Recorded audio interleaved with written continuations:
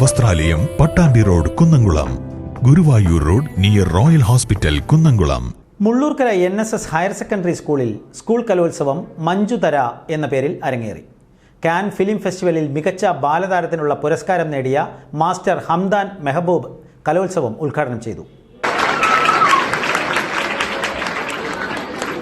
PTA president Shajimon PG ഉദ്ഘാടന യോഗത്തിന് അധ്യക്ഷത വഹിച്ചു. Principal doctor Soumya P. Susheel കലോത്സവ ദിന സന്ദേശം നൽകി.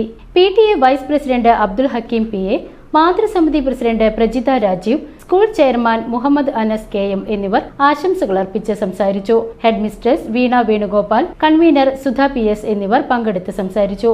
2 ദിവസങ്ങളിലായി നടന്ന കലോത്സവത്തിൽ വർണ്ണാഭമായ കലാപരിപാടികൾ അരങ്ങേറി.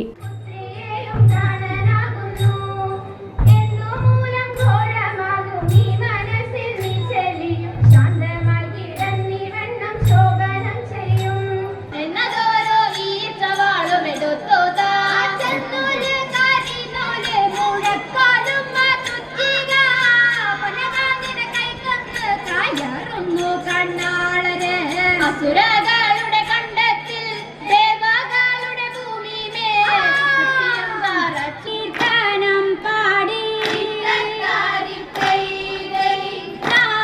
നാമസങ്കീർത്തനം പാടി നടക്കുന്നേരം